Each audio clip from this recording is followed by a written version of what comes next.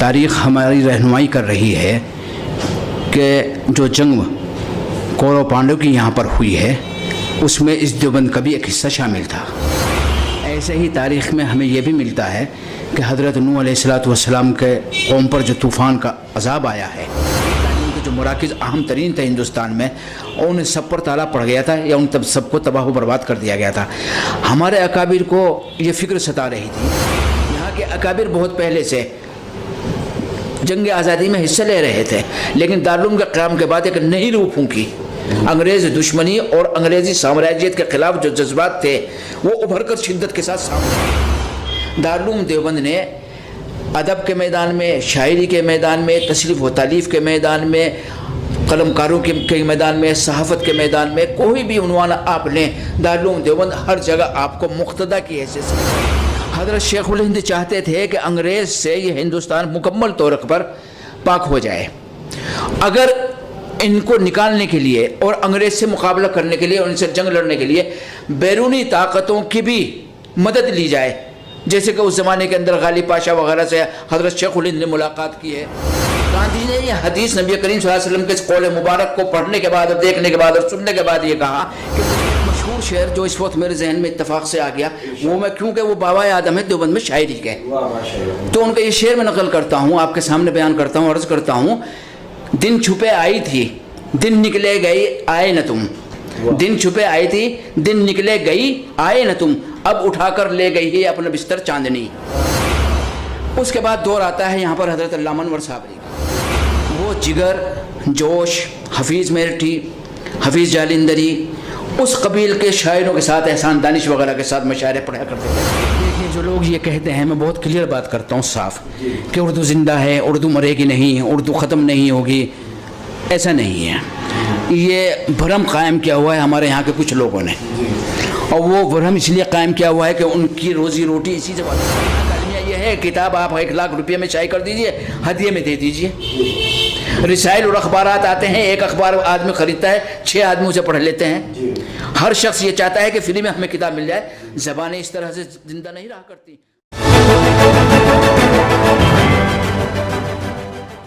ناظرین السلام علیکم ورحمۃ اللہ وبرکاتہ۔ میں آپ کا میزبان راشد عظیم ایک بار پھر ایک اور معتبر شخصیت کے ساتھ۔ آج کی ہماری شخصیت ہے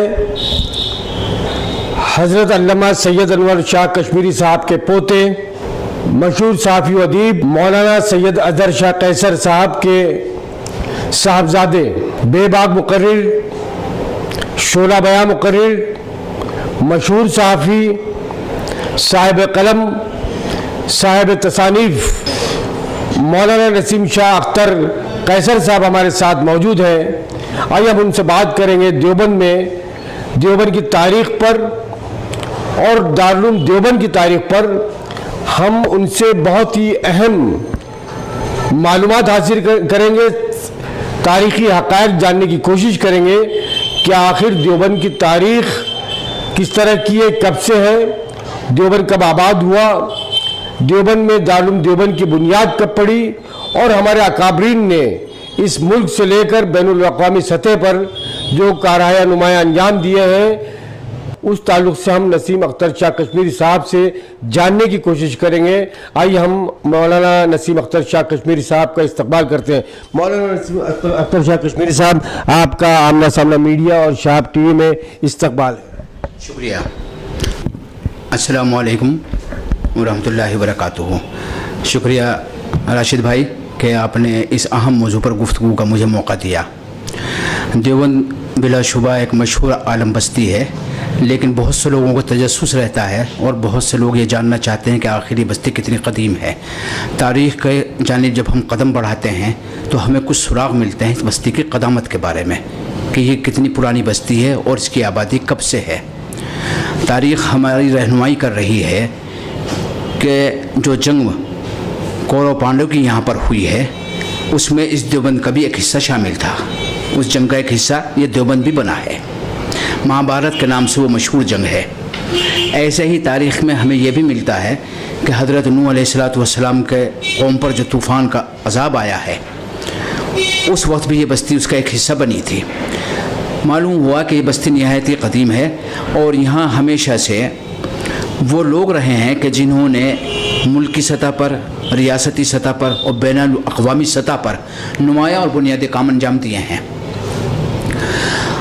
ये भी मानने वाली बात है और इसमें किसी किस्म का शक व शुबा की कोई गुंजाइश नहीं है कि दारुल उलूम देवबंद के बाद इस देवबंद की बस्ती का नाम बहुत रोशन हुआ, पूरे आलम में पहुँचा और इसकी खिदमात जलीला का और कारहाय नुमाया का एतराफ़ किया गया आलमी सतह पर हर दौर में।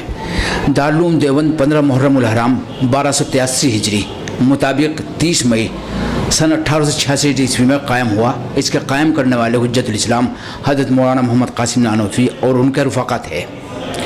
दारुल उलूम देवबंद के क़याम का मकसद बुनियादी तौर पर यह था कि दीनी तालीम का अहया मकसूद था, क्योंकि बहरहाल अंग्रेज़ का जो दौर आखिर है उसमें तो तमाम मदारिस ख़त्म कर दिए गए थे और दीनी तालीम के जो मराकिज़ अहम तरीन थे हिंदुस्तान में, उन सब पर ताला पड़ गया था या उन तब सबको तबाह व बर्बाद कर दिया गया था।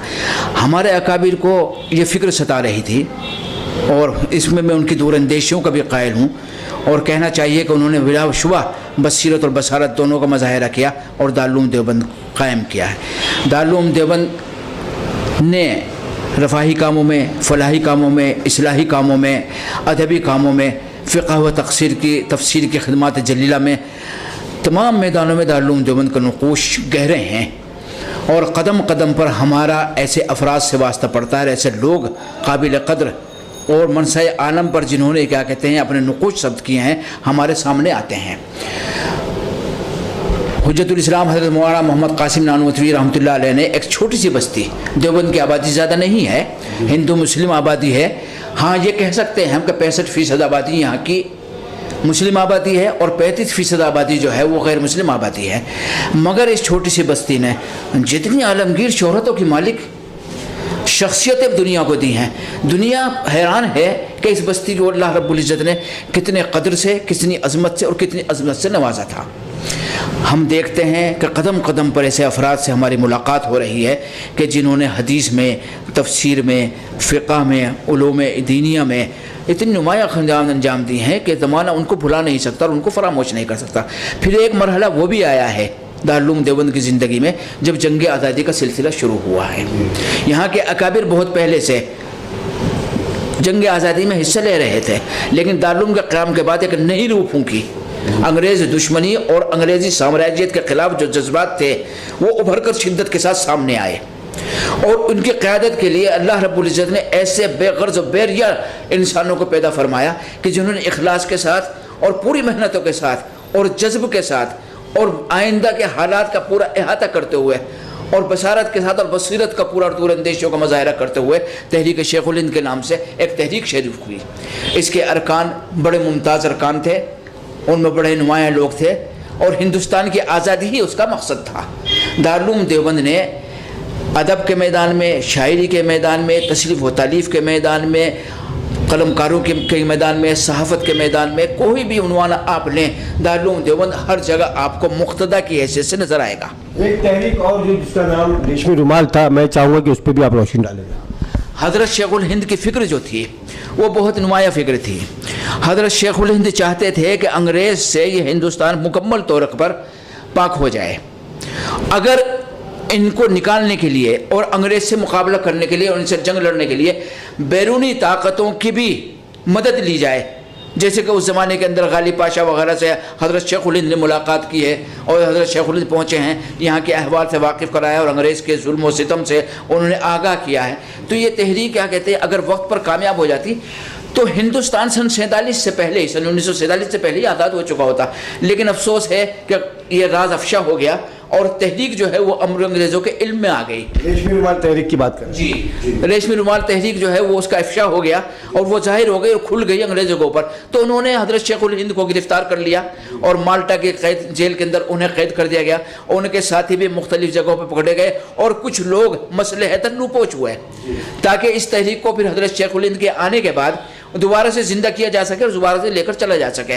तो हर तहरीक जो जंग आज़ादी की हम समझते हैं उसके तार मिले हुए हैं देवबंद से, इसलिए कि जहाँ जहाँ भी तहरीक के शोले भड़के हैं اور جہاں جہاں بھی جنگ آزادی کے جذبے دیکھے گئے ہیں اور انگریزوں کی دشمنی سے کے لیے ہندوستانی عوام سڑکوں پر آئے ہیں اور انہوں نے انگریز کے ظلم و جبر کا سامنا کیا ہے اور مقابلہ کیا ہے، یہ روح پھونکی ہوئی ہے انہیں اکابر دیوبند کی۔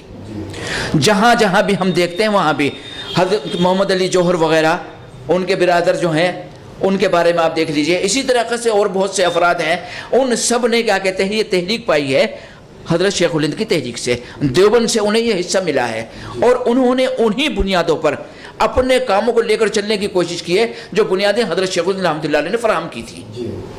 دیوبند کی اس تحریک میں، جنگ آزادی کی تحریک میں، جیسے کہ ہمارے برادران وطن ہیں، بہت سارے لیڈران ہیں، کبھی ان کا بھی آنا ہوا، جیسے گاندھی جی ہیں یا اور لوگ ہیں، ان کی بھی یہاں سے دیوبند سے وابستگی رہی ہے؟ حضرت مولانا ابوالکلام آزاد صاحب رحمۃ اللہ علیہ دیوبند آئے ہیں اور صرف اسی غرض سے آئے ہیں، انہوں نے حضرت شیخ الہند سے ملاقات کی ہے۔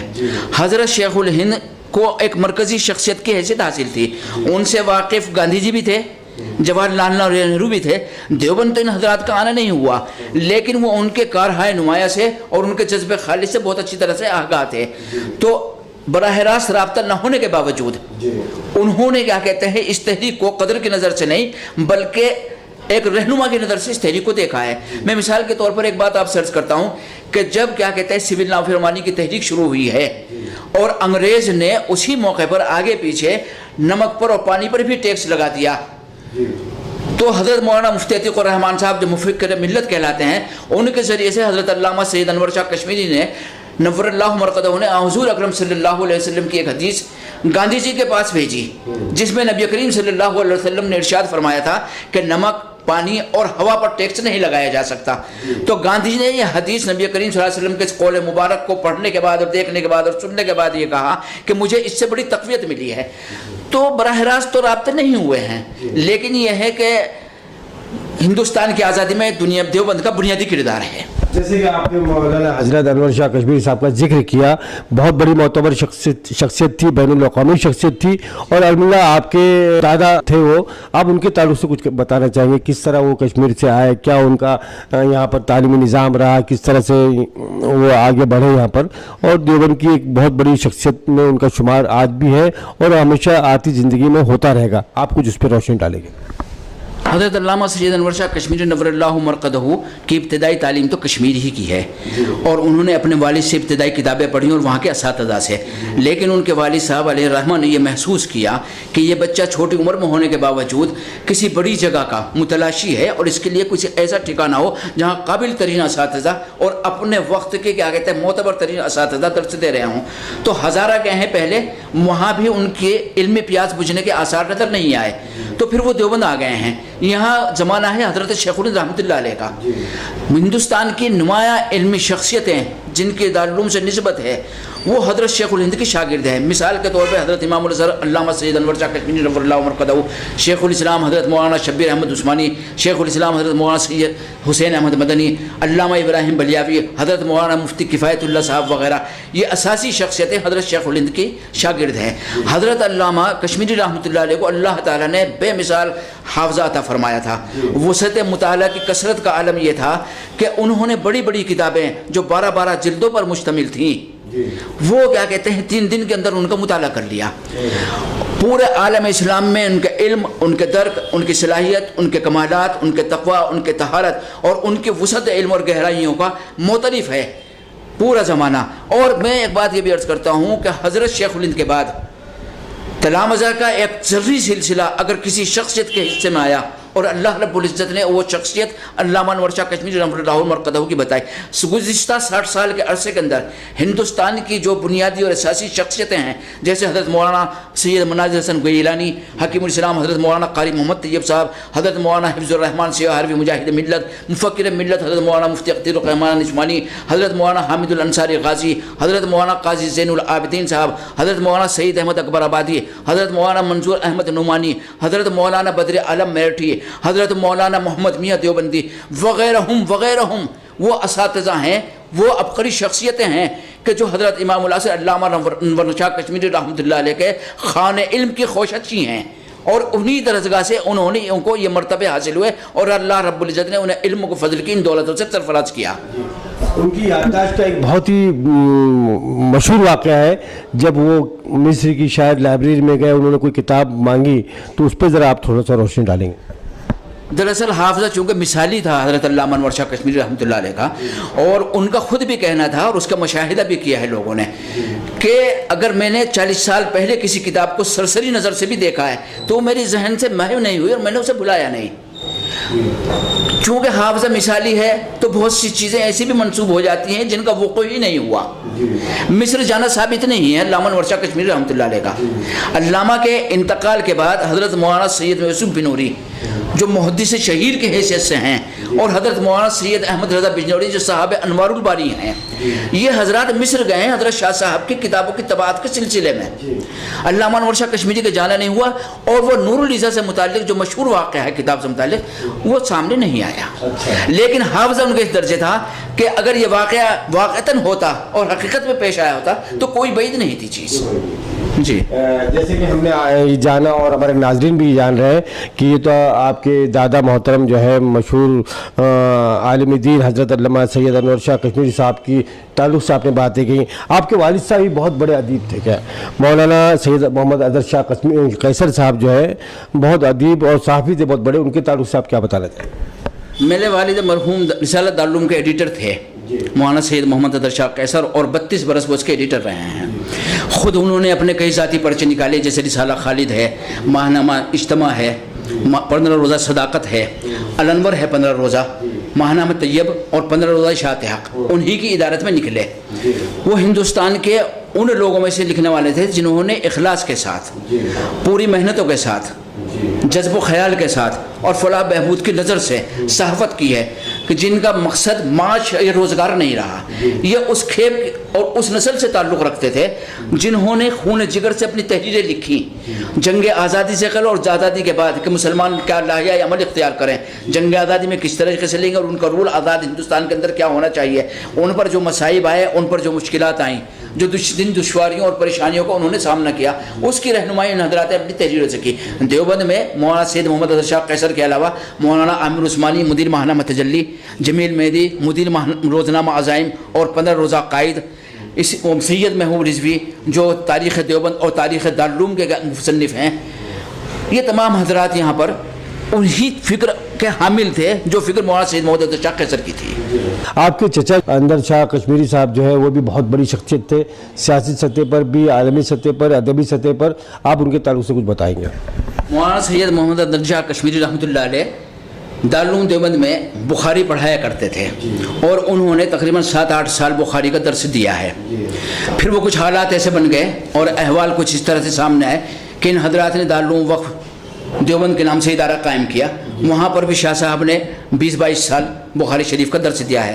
وہ ہندوستان کے ان علماء میں سے تھے کہ جنہیں اللہ رب العزت نے تدریس کی صلاحیت، تحریر کا کمال اور تقریر کی صلاحیت اور کمالات سے سرفراز فرمایا تھا. اور کسی چیز کے سلسلے میں ان کے بارے میں یہ امتیاز کرنا اور یہ بتانا کہ یہ صرف تدریس کے آدمی ہیں یا یہ صرف تحریر کے آدمی ہیں یا تقریر ہی صرف ان کا مشغلہ ہے، یہ نہیں. تینوں ان کی ذات کا ایسا حصہ تھے اور اس طرح ان کی ذات کے اندر سمو گئے تھے کہ ایک کو دوسرے سے جدا نہیں کیا جا سکتا تھا. پھر ان کا رنگ ہے، پھر ان کا آہنگ ہے، پھر ان کے تیور ہیں، پھر ان کا لب و لہجہ ہے، ان کی زبان ہے، ان کا بیان ہے. یہ تمام کی تمام چیزیں جو ہیں وہ بالکل مثالی ہیں. اور میں اس بات کو آپ کے چینل کے ذریعے سے کہتا ہوں کہ اندر شاہ کی زبان اور اندر شاہ کا قلم اگر کہیں پر صرف ملا ہے تو مناظر حسن گیلانی کے یہاں ملا، اس کے سے پہلے نہیں ملتا، اس کے بعد نہیں ملتا. ماشاء اللہ. ناظرین، یہ نسیم اختر شاہ قیصر صاحب نے جو اپنے آبا و اجداد کے تعلق سے جو باتیں کہی، ہم آپ کو بتا دیں کہ نسیم اختر شاہ کشمیری صاحب کے بعد بھی ان کی اولادیں مسلسل ماشاءاللہ اپنے آبا و اجداد کی تاریخ کو مسلسل بیان کر رہے ہیں، انہی کے نقش قدم پر چل رہے ہیں. چاہے وہ مولانا سید محمد اظہر شاہ قیصر صاحب ہو یا مولانا اندر شاہ قیصر صاحب ہو، ان کی اولادیں مسلسل تعلیم کے میدان میں، اسلامی تعلیم کے میدان میں اور اپنی آبا و اجداد کی ان روایت کو قائم رکھتے ہوئے آگے لگاتار بڑھ رہے ہیں. اس خاندان کا بہت بڑا رول ہے, کردار ہے ہندوستان کی تاریخ میں بھی اور بین الاقوامی سطح پہ. جنگ آزادی سے لے کے آج مدارس اسلامیہ میں ان کا بہت اہم بڑا کردار ہے. آئیے ہم ناظرین بڑھتے ہیں. دیوبند میں جو ادبی شخصیات رہی ہیں, چاہے وہ سید علامہ انور صابری صاحب سے لے کر جو ہے آج تک, میں نسیم شاہ اختر کشمیری صاحب سے یہ جاننا چاہوں گا کہ ادبی شاعری کے حوالے سے یا مشاعروں کے حوالے سے دیوبند کا کیا کردار رہا ہے اور اردو یہاں سے کہاں تک ان شاعروں کے ذریعے پہنچی. آئیے ہم بات کرتے ہیں. دیوبند کا شاعری کا سلسلہ حضرت حبیب حسن وحشی سے ملتا ہے. یہ حضرت حبیب حسن وحشی کا زمانہ جو ہے وہ استاد ذوق کا زمانہ ہے. کب کی بات ہوگی؟ 150 سال سے زائد کا عرصہ گزر چکا. جی نہیں 150 سال سے زائد کا عرصہ گزر چکا ہے. علامہ انور صاحب جی نے اپنی کتاب جانے پہچانے وہ جنہیں کوئی نہیں جانتا اس میں لکھا ہے کہ حضرت حبیب حسن وحشی کے نے 18 دیوان مرتب کیے تھے. لیکن آج بدقسمتی یہ ہے کہ مرور ایام اور مرور زمانہ کی وجہ سے ان میں سے کوئی بھی کیا کہتے ہیں دیوان محفوظ نہیں. چند غزلیں بہت پرانے پرچوں کے اندر ان کی ملتی ہیں. ان کا ایک مشہور شعر جو اس وقت میرے ذہن میں اتفاق سے آ گیا وہ میں, کیونکہ وہ بابا آدم ہے دیوبند میں شاعری کے, تو ان کا یہ شعر میں نقل کرتا ہوں, آپ کے سامنے بیان کرتا ہوں, عرض کرتا ہوں. دن چھپے آئی تھی دن نکلے گئی آئے نہ تم, دن چھپے آئی تھی دن نکلے گئی آئے نہ تم, اب اٹھا کر لے گئی ہے اپنا بستر چاندنی. اس کے بعد دور آتا ہے یہاں پر حضرت علامہ انور صابری کا. یہ ایک دور ہے, ایک زمانہ ہے, ایک قرن ہے انور صابری. ان کے مجموعہ کلام بہادر شاہ ظفر سے جواہر لال نہرو تک منظر عام پر آیا. ساقی نامہ, نبض دوراں, اسی طریقے سے سلام علیک, بہت سی چیزیں ان کی منظر عام پر آئی ہیں. افسوس کی بات یہ ہے کہ دیوبند میں اب تک ان پر کوئی کام نہیں کیا گیا. وہ جگر, جوش, حفیظ میرٹھی, حفیظ جالندری, اس قبیل کے شاعروں کے ساتھ, احسان دانش وغیرہ کے ساتھ مشاعرے پڑھا کرتے تھے. اور اس دور تک آ گئے تھے جو دور رہا تندوری, خمار بارہ بنکوی, شمیم جے پوری, راز الہ آبادی وغیرہ کا دور تھا. طویل تاریخ رہی ہے. طویل ایک تاریخ ہے. نہایت زودگو تھے, حاضر جواب تھے, فکر و خیال کی دولت اللہ رب العزت نے انہیں عطا فرمائی تھی. اور ان کی شاعری کا ایک عجیب و غریب رنگ ہے, ایک عجیب کیا کہتے ہیں اس کے اندر جاذبیت اور کشش ہے. کثرت گوئی کے باوجود, کثیر الکلام ہونے کے باوجود ان کی شاعری کا رنگ پھیکا نہیں پڑتا. ورنہ ہم نے دیکھا ہے کہ کثیر گوئی کے میں جو لوگ مبتلا ہوتے ہیں یا ان کو یہ صلاحیت حاصل ہوتی ہے, ان کے ہاں رنگ جو ہے, کیفیت جو ہے وہ پیدا نہیں ہوتی اور فکر تو بالکل ہی ختم ہو جاتی ہے. لیکن علامہ انور صابری کا معاملہ ایسا نہیں ہے. ان کا ایک شعر مجھے یاد آ گیا, اگر آپ کہیں تو میں وہ ارشاد. لب پہ کانٹوں کہے فریاد و بکا میرے بعد, لب پہ کانٹوں کہے فریاد و بکا میرے بعد, کوئی آیا ہی نہیں آپ لپا میرے بعد. پھر ایک اور نسل آتی ہے جو عامر عثمانی کی نسل ہے. رسالہ ترجلی بڑا معروف رسالہ ہے اور ہندوستان کے ان چند ادبی, دینی اور علمی پرچموں اس کا شمار ہوتا ہے جو اپنی اشاعت کی کثرت کی وجہ سے اور مقبولیت کی وجہ سے, میرے خیال کہتا ہوں کہ ہندوستان میں اس طرح کا کوئی پرچہ شاید نہ ہو. وہ شاعر بھی تھے, ادیب بھی تھے, طنز و مزاح نگار بھی تھے, نقاد بھی تھے, صحافی بھی تھے, قلم کار بھی تھے. گونا گوں صلاحیتیں اللہ رب العزت نے انہیں عطا فرمائی تھی. ان کا ایک مجموعہ کلام یا قدم قدم بلائیں, یہ سواد کوئے جانا اس نام سے منظر عام پر آیا ہے.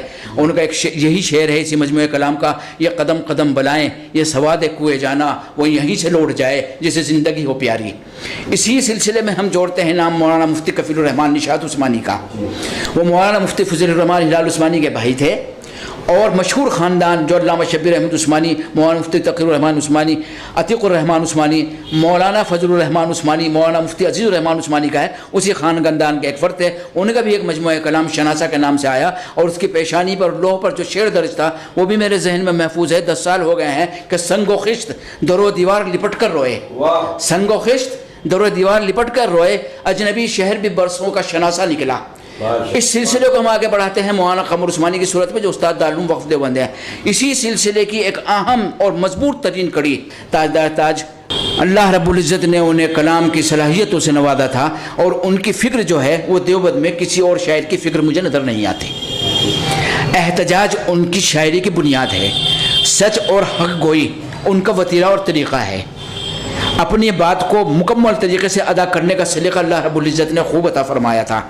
اور پھر انا اور خودداری, इन तमाम चीज़ों और जज्बों को जिस तरह से उन्होंने हिफाजत की है, इस दौर में दौर हम हमी के अंदर उन जज्बों को उस तरीके से महफूज रखना नामुमकिन है। उनके कई मजमूए कलाम मंजर आम पर है, आवारा पत्थर, ज़बर है, और ऐसे ही आखिरी मजमूए कलाम बर्फीली ज़मीन का सूरज, इसकी लौह पर जो शेर लिखा हुआ था वो भी मेरे जहन में महफूज है, वो भी आपके सामने दोहरा देता हूँ। गर्मी फ़िक्र मिली शहर गज़ल को हमसे, गर्मी फ़िक्र मिली शहर गज़ल को हमसे, हमने बर्फीली ज़मीनों में उगाया सूरज। ताजदार ताज अपनी तमाम सलाहियतों का इजहार करके इस दुनिया में और अपने एक रंग की शायरी पेश करने के बाद इस दुनिया से रुखसत हुए, और देवबंद की तारीख़ में और बम्बई की शेरी तारीख़ में उनका नाम हमेशा रोशन नुमाया रहेगा। जैसे कि आपने ताजदार ताज रहमतुल्लाह अलैह साहब का जिक्र किया, उनका एक शेर था, प्यार की खुशबू गज़ल का रंग, लहजे की मिठास, घर में क्या रह जाएगा उर्दू अगर जाती रही। तो मैं नसीम शाह साहब ये जानना चाहता हूँ कि उर्दू कल, आज और कल इस शेर के आईने में आप उसको किस तरह से? देखिए, जो लोग ये कहते हैं, मैं बहुत क्लियर बात करता हूँ साफ, कि उर्दू ज़िंदा है, उर्दू मरेगी नहीं, उर्दू ख़त्म नहीं होगी, ऐसा नहीं है। ये भरम कायम किया हुआ है हमारे यहाँ के कुछ लोगों ने, और वो भरम इसलिए कायम किया हुआ है कि उनकी रोज़ी रोटी इसी से वाबस्ता है। उनका ऐश और ताइश की बुनियाद यही है कि वो यही नारा लगाते रहें, वरना हमारे घरों से जब उर्दू रुखसत हो रही है तो दूसरे घरों का हम क्या क्या कहते हैं, ज़मानत दे सकते हैं उनके बारे। हमारा माहौल उर्दू का, हमारी तहज़ीब उर्दू की, हमारी ज़िंदगी उर्दू की, हम उर्दू के माहौल के अंदर पले बड़े, उर्दू ही दरजगाहों के अंदर से हमने तालीम हासिल की है, उर्दू ही बोलने वालों से हम मिलते हैं, और इस चौराहे के अलावा जो दारुल के सामने है, उर्दू के अखबार दूसरी जगह कहीं मिलते हुए नज़र नहीं आते। कहाँ हैं उर्दू? कहाँ कैसे ज़िंदा रहेगी उर्दू? उर्दू तो ज़िंदा उस वक्त रह सकती है जब आप इशार का मामला करें, कुर्बानी का मामला करें। इस जेल में मैं आपसे सिर्फ एक वाक़या बयान करता हूँ। हमारे दोस्त हैं मीमजाद फजली, मोहम्मद ज़ियाउल हक फजली जी, वो हमारा समाज से वाबस्ता थे, उनका हर हफ्ते एक कालम आता था। इस जज्बे के साथ तो उर्दू ज़िंदा रह सकती है जो मैं आपसे बयान करने जा रहा हूँ। उन्होंने अपने एक कालम में एक मरतबा लिखा कि मैं कलकत्ता के फुटपाथ पर खड़ा हुआ था और किसी साहब का मुंतज़िर था, इंतज़ार कर रहा था कि आने वाले थे। मेरे ही सामने बराबर में ही और सामने भी एक दो औरतें कुछ सामान खरीद फरोख्त कर लिए बैठी थी, चादर बिछाए हुए। तो मैंने देखा कि थोड़ी देर में एक औरत उठी उनमें से और उसने 2 रुपए अपने नीचे से निकाले, चादर के नीचे से, और लेकर वो अखबार वाले के पास चले गए और बंगाली जबान का अखबार उसने खरीदा और ला के फिर वो चादर के नीचे रख दिया। मुझे तजस्सुस हुआ और ख्याल हुआ कि इस औरत ने ये क्या किया, अखबार तो पढ़ नहीं रही। मैं उसकी जानिब बढ़ा और मैंने उससे कहा कि आपने अखबार खरीदा है लेकिन आप पढ़ा नहीं है आपने, इसको कब पढ़ेंगी? उसने कहा कि मैं तो बंगाली ज़बान जानती ही नहीं पढ़ना। तो मैंने कहा कि तो आपने अखबार क्यों खरीदा? कहा कि मेरी ज़बान का अखबार है, अगर मैं नहीं खरीदूंगी तो ये ज़बान किस तरह ज़िंदा रहेगी? हमारे यहाँ का अलमिया ये है, किताब आप 1 लाख रुपये में शाये कर दीजिए, हदिये में दे दीजिए। रिसाइल और अखबारात आते हैं, एक अखबार आदमी खरीदता है, 6 आदमी उसे पढ़ लेते हैं। हर शख्स ये चाहता है कि फ्री में हमें किताब मिल जाए। ज़बानें इस तरह से ज़िंदा नहीं रहा करती। ज़बानों के लिए ज़िंदा रखने के लिए तो कुर्बानियाँ देनी पड़ती हैं और इसकी शुरुआत अपने घर से करनी है कि हमारे बच्चे उर्दू तालीम हासिल करें। मैंने हमेशा ये कहा है कि आप इंजीनियर बनाएं, आप डॉक्टर बनाएं, आप वकील बनाएं, जिस पेशे से भी वाबस्ता करना चाहते हैं अपने बच्चों को, और जो भी तालीम आप दिलाना चाहते हैं वो तालीम दिलाएं, लेकिन 2 चीज़ें पकड़ लीजिए और गिरा से बांध लीजिए कि उर्दू पढ़ाएंगे अच्छी तरीके से अपने बच्चों को और कुरान करीम और दीनियात की तालीम देंगे। फिर उसके बाद वो जिस तालीम में जाना चाहते हैं, जिस दरजगा का रुख करना चाहते हैं, जिस यूनिवर्सिटी में बैठना चाहते हैं, तालीम हासिल करना चाहते हैं, उन्हें जाने दीजिए, उनकी निगरानी कीजिए, उनकी तरबियत कीजिए, लेकिन घर से ये लेकर उन्हें देकर भेजिए, उर्दू ज़िंदा रहेगी। बहुत बहुत शुक्रिया मोहतरम नसीम अख्तर शाह कैसर साहब, आपने आमना सामना मीडिया से बात की, शाह टीवी से बात की और आपने तफसीली गुफ्तगू नाज़रीन के सामने रखी। आपका आमना सामना मीडिया की जानिब से बहुत बहुत जज़ाकल्लाह, शुक्रिया। अस्सलामु अलैकुम। जब देश का वित्त मंत्री या उनको बंद करना नहीं आता, हमने देश की आज़ादी के लिए किया था, हमने देश की आज़ादी को बचाने, देश के किसानों की भी जान जानी चाहिए। ये तो इंशाल्लाह सियासत में भी कदम रखा जाएगा।